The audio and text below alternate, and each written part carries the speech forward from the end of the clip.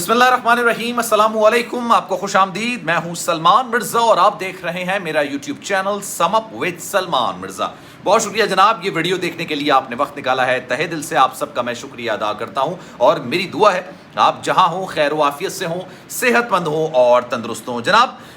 مہدی کاظمی صاحب کی بیٹی کے حوالے سے جو معاملات اس وقت عدالت میں چل رہے ہیں، آج ظہیر کو بڑی ہزیمت کا سامنا کرنا پڑا، لیکن میں اکثر ابھی میں آپ کو پوری ڈیٹیل بتاؤں گا کہ کس طرح سے ظہیر، شبیر، ان کے وکلا کو جس طرح سے وہ عدالت کو گمراہ کر رہے تھے، جس طرح سے وہ جج صاحبان کو گمراہ کر رہے تھے اور اپنی مرضی کا ایک آرڈر لینے جا رہے تھے، اس میں ایک بڑی رکاوٹ جبران ناصر کی جانب سے ڈالی گئی۔ جبران ناصر صاحب نے حقائق پیش کی اور حقائق کے بعد معاملہ بالکل مختلف ہو گیا، لیکن میں اپنی اکثر ویڈیوز میں آپ کو یہ بیان کرتا ہوں، یہ بتاتا ہوں کہ جناب نیریٹو کی جنگ ہے، بیانیے کی جنگ ہے۔ جھوٹ کو، اگر آپ جھوٹ کو سچ کی پنی کے ساتھ لگا کے بیچنے کی کوشش کریں گے تو کچھ لوگ تو ہیں جو شاید آپ کی وجہ سے بیوقوف بن جائیں اور اس کو سچ سمجھنے لگے، لیکن اندر جب معاملہ کھلے گا تو وہ جھوٹ ہی نکلے گا۔ یہ لوگ شروع سے کیونکہ جھوٹ پر جھوٹ بولتے چلے آ رہے ہیں، پروگریسو رپورٹ میں کچھ کہتے ہیں، پولیس کے سامنے کچھ کہتے ہیں، میڈیا پر آ کر کچھ کہتے ہیں، شبیر کچھ کہتا ہے، ظہیر کچھ کہتا ہے، اس کی والدہ کچھ کہتی ہیں، کسی کے بیانیے میں ایک چیز متفق ہوتی ہوئی نظر نہیں آتی۔ آج کیا ہو؟ اچھا، میں نے آپ کو پچھلی ویڈیو میں بتایا تھا کہ ظہیر اور شبیر کی جانب سے دو جنگیں لڑی جا رہی ہیں، کوشش کی جا رہی ہے کہ دونوں جنگوں میں فتح حاصل کی جا سکے، لیکن جناب جب الرسوائی ہی آپ کے مقدر میں لکھی ہوئی ہو تو آپ کوشش جتنی بھی کر لیں رسوائی ہوئیں گے، ذلیل ہی ہوں گے، اور ایسا ہی ہو رہا ہے۔ جناب ہوا کیا؟ ایک جنگ تو یہ ہے کہ میڈیا پہ بیٹھ کر لڑی جائے۔ لاہور کی ایک کمپنی ہائر کی گئی ہے، باقاعدہ اس کو پیسے دیے گئے ہیں، مختلف شہروں میں اس کی فرنچائزز کھولی گئی ہیں، اور یہ جو کمپنی اور فرنچائزز ہے یہ رات میں بیٹھتے ہیں اور لائیو سیشنز کرتے ہیں، اور اس جن سے انہوں نے پیسے لیے ہیں، شبیر، ظہیر، ان کی والدہ کی سچائی کے حوالے سے بے بنیاد قسم کی باتیں کرتے ہیں، ان کی حق میں فضول قسم کی دلیل پیش کرتے ہیں۔ ایک تو جنگ یہ، اسے کہتے ہیں نیریٹو کی جنگ، اسے کہتے ہیں بیانیے کی جنگ، عوام کے اندر اپنے لیے ایک سینٹیمنٹ پیدا کرنا، اس طرح کی جنگ لڑی جا رہی ہے۔ لیکن آج عدالت میں کیا ہوا؟ عدالت میں آج دلچسپ قسم کے مناظر دیکھنے کو ملے۔ معاملے تین تھے جناب، تین کیسز تھے، تین کیسز میں سنائی دی، اور دوسری جنگ جو میں نے آپ کو بتایا، دوسری جنگ ہے عدالتی جنگ۔ کسی طریقے سے پٹیشن پہ پٹیشن، کبھی سندھ ہائی کورٹ میں، کبھی ہائر کورٹس میں، کبھی لاہور ہائی کورٹ میں، اتنی پٹیشن دائر کرو کہ اس معاملے کو مزید سے مزید الجھا دیا جائے۔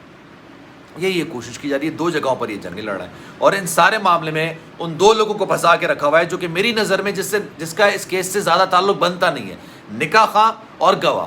وہ دونوں کیونکہ ان کے پاس پیسے نہیں ہیں، وسائل نہیں ہیں، اچھے وکلا نہیں ہیں، تو بیچارے جیل کے اندر سڑ رہے ہیں، اور جو مرکزی ملزمان ہیں وہ دھڑلے کے ساتھ باہر گھوم رہے ہیں۔ جو ان کی والدہ ہیں جو کہ مفرور ہیں، اشتہاری ہیں، لیکن یوٹیوبرز کو جناب وہ دستیاب ہیں،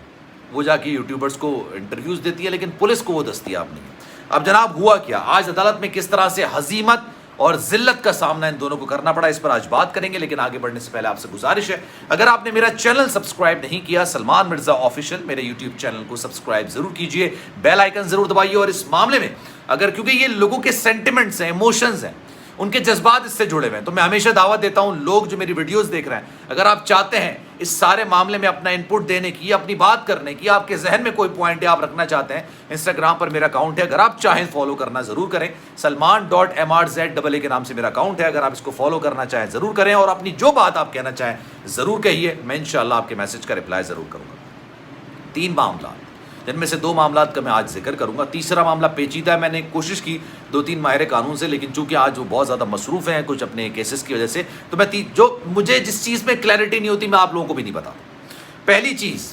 الفلاح تھانے میں مقدمہ درج کیا گیا تھا، FIR درج کی گئی تھی باقاعدہ ظہیر کے خلاف۔ اچھا، ظہیر کو پتہ نہیں کیا سوجی، اس نے اپنے وکیل کے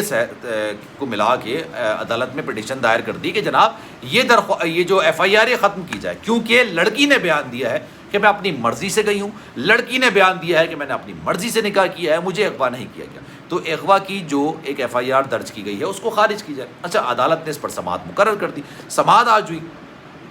سماعت ہوئی، وکلا نے یہ موقف اپنایا ظہیر کے کہ جناب جب بچی جس کو اغوا کیا گیا وہ اغوا ہی نہیں ہوئی، وہ خود یہ بیان دے رہی، اس نے 164 کے تحت اور 161 کے تحت یہ بیان دے دیا ہے کہ جناب مجھے اغوا نہیں کیا گیا، میں ظہیر کے ساتھ اپنی مرضی سے گئی ہوں، تو پھر اغوا کا مقدمہ بنتا ہی نہیں ہے۔ اچھا، اس پر پھر جبران ناصر صاحب آئے، جبران ناصر صاحب نے کہا کہ جناب یہ عدالت کو گمراہ کرنے کی کوشش کی جا رہی ہے. اس کیس میں تو اب گواہ سامنے آ چکے ہیں, اس کیس میں تو اب چلان جمع ہو چکا ہے, مختلف دفعات لگ چکی ہیں جس میں انسانی اسمگلنگ ہے, اس میں زیادتی ہے یعنی زنا ہے, یا اس میں جبری نکاح ہے, اس میں بچی کے اغوا کا معاملہ ہے, بچی مائنر ہے, بچی کے مائنر ہونے کے ساتھ اس کا بیان کی کوئی حیثیت اتنی خاص نہیں ہو سکتی ہے. تو عدالت کی جانب سے ظہیر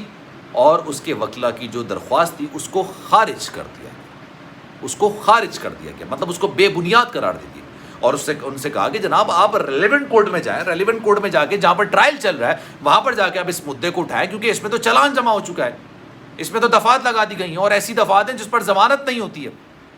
تو آپ کس سینس میں اس کی ضمانت کی بات کر رہے ہیں, کس سینس میں بہت ساری چیزوں کی بات کر رہے ہیں, تو جناب یہ چیز ختم ہو جاتی ہے. اس کے بعد انہوں نے توہین عدالت کی بات کی. دوسری درخواست تھی توہین عدالت کے بعد سے کہ جناب انویسٹیگیٹنگ آفیسر ہے, انہوں نے توہین عدالت کی. اچھا, توہین عدالت ہوتی ہے کہ عدالت نے کوئی حکم دیا ہے لیکن اس کی خلاف ورزی کی جا رہی ہے, عدالت نے کوئی بات کی ہے اس کی خلاف ورزی کی جا رہی ہے.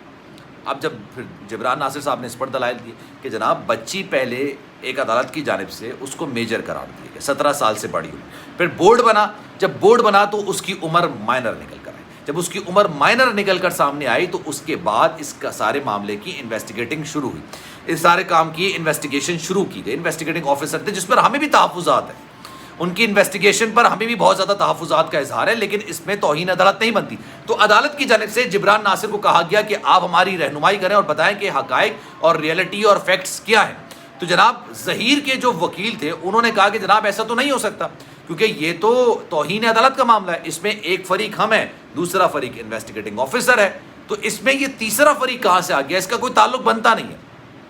تو عدالت نے کہا کہ ہم رہنمائی حاصل کر رہے ہیں, ہمیں رہنمائی حاصل کرنے دیجیے, ہمیں دیکھنا چاہتے ہیں کہ کیا حقائق ہے, کیا چیزیں. تو آج ظہیر کو,